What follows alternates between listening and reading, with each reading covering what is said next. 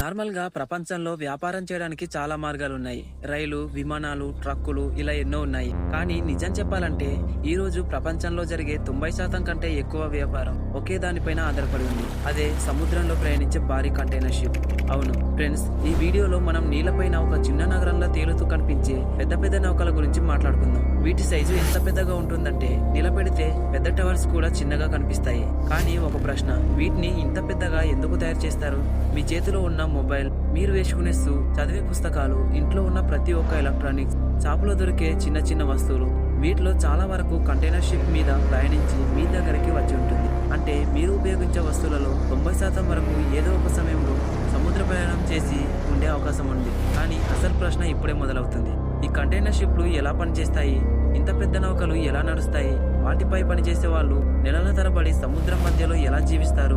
ప్రపంచంలోనే అతిపెద్ద container ship ఏది? అంతేకాదు, ఈ వీడియో చివరిలో మనం మరొక ఆసక్తికరమైన ప్రపంచానికి వెళ్దాం. సముద్రం మీద తేలే లగ్జర్ ప్యాలెస్ లాంటి క్రూజ్ షిప్స్ గురించి తెలుసుకుందాం. అక్కడి పార్టీలు, ఫుడ్, రెస్టారెంట్స్, థియేటర్లు, వీటిని చూసిన వారికి ఇదే ఒక స్వర్గం లాగా అనిపిస్తుంది.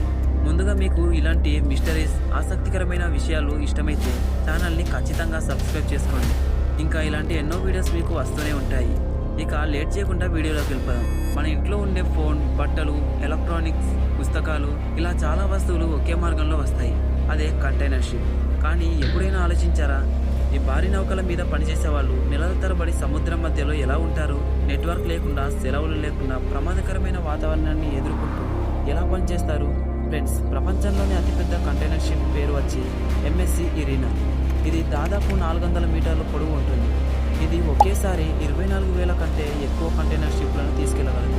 ఇది ఎంత పెద్దదంటే ఇందులో ఉన్న కంటైనర్లు వరుసగా పెడితే 2 పెద్ద నగరాల మధ్య దారి లాంటి లైన్ తయారవుతుంది. 2023లో ప్రారంభమైన ఈ షిప్ ప్రస్తుతం ప్రపంచంలోనే అతిపెద్ద కంటైనర్ షిప్గా గుర్తింపు పొందింది. దీని వెడల్పు అనేది 61 మీటర్లు.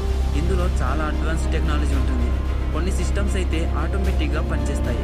ఇప్పుడు మరొక ప్రశ్న, ఇంత పెద్ద నౌకలు నడపడానికి ఎంతమంది అవసరమవుతారు? చాలా మంది వందల మంది అనిపించవచ్చు. కానీ నిజానికి 20 నుంచి 25 మంది ఉంటే సరిపోతుంది. ఎందుకంటే ఇది క్రూజ్ షిప్ కాదు, ఇది పూర్తిగా పని కోసం ఉపయోగించే ఇండస్ట్రియల్ షిప్. ఇందులో పై స్థానంలో కెప్టెన్ ఉంటాడు. అతడే మొత్తం నౌక బాధ్యత చూసుకునే వ్యక్తి. ఆ తర్వాత ఇంజనీర్ ఉంటాడు. ఇంజన్లు, మిషన్లు, టెక్నాలజీ పనులన్నీ అతని ఆధీనంలో ఉంటాయి. ఇంజన్ రూమ్లలో 50 డిగ్రీల కంటే ఎక్కువ వేడి, పెద్ద పెద్ద శబ్దాలు, ఒత్తిడి ఎక్కువగా ఉంటుంది.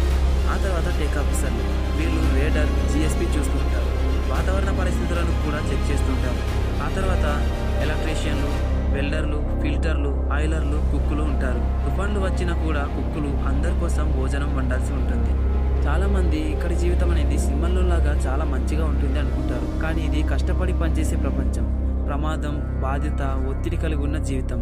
నెలల తరబడి కుటుంబానికి దూరంగా సముద్రంలో మిషన్ల మధ్య జీవితాన్ని గడపాల్సి ఉంటుంది. కానీ ప్రపంచంలో సరుకులు ఒక చోటు నుండి మరొక చోటికి వెళ్ళడానికి వీరే కారణం. ఈ పెద్ద నౌకలలో రోజు ఉదయం 6 గంటలకే పని మొదలవుతుంది.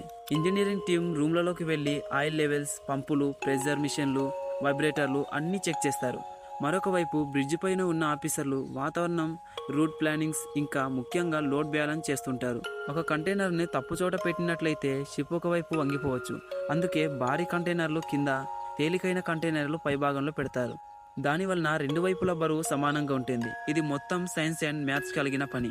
2021లో ఎవర్ గ్రీన్ అనే భారీ కంటైనర్ షిప్ సయోజోస్ కాలువలో ఇరుక్కుపోయింది. అది ప్రపంచంలోనే అత్యంత బిజీ సముద్రాల మార్గంలో ఒకటి. ఒక చిన్న తప్పు కూడా కోట్లు కాదు, కొన్ని బిలియన్ల నష్టాన్ని తెచ్చిపెడుతుంది. ఇక్కడ వీకెండ్లు ఉండవు, ప్రతిరోజు పని ఉంటుంది. నెట్వర్క్ ఉండదు, సోషల్ మీడియా ఉండదు. మిషన్ల శబ్దం, అలల సౌండ్ మాత్రమే ఉంటుంది. రోజుకు 10 నుండి 12 గంటలు పనిచేయాల్సి ఉంటుంది. కానీ అక్కడ పెద్ద కష్టం ఏమిటంటే ఒంటరితనం. నెలల తరబడి కుటుంబంతో మాట్లాడలేకపోవడం చాలా మందికి మానసికంగా బలహీనపరుస్తుంది. శాటిలైట్లు, ఫోన్లు ఉన్నప్పటికీ అది ఎక్కువగా ఎమర్జెన్సీలకే ఉపయోగిస్తారు. కానీ అసలు ప్రమాదం ఇక్కడతో ముగియలేదు. కొన్ని ప్రాంతాల్లో, ముఖ్యంగా సోమాలియా దగ్గర ఇప్పటికీ పైరేట్స్ దాడిలో భయం ఉంటుంది. అలాంటి ప్రాంతంలో షిప్ హై సెక్యూరిటీ మోడ్లోకి వెళ్తుంది. లైట్లు ఆఫ్ చేస్తారు.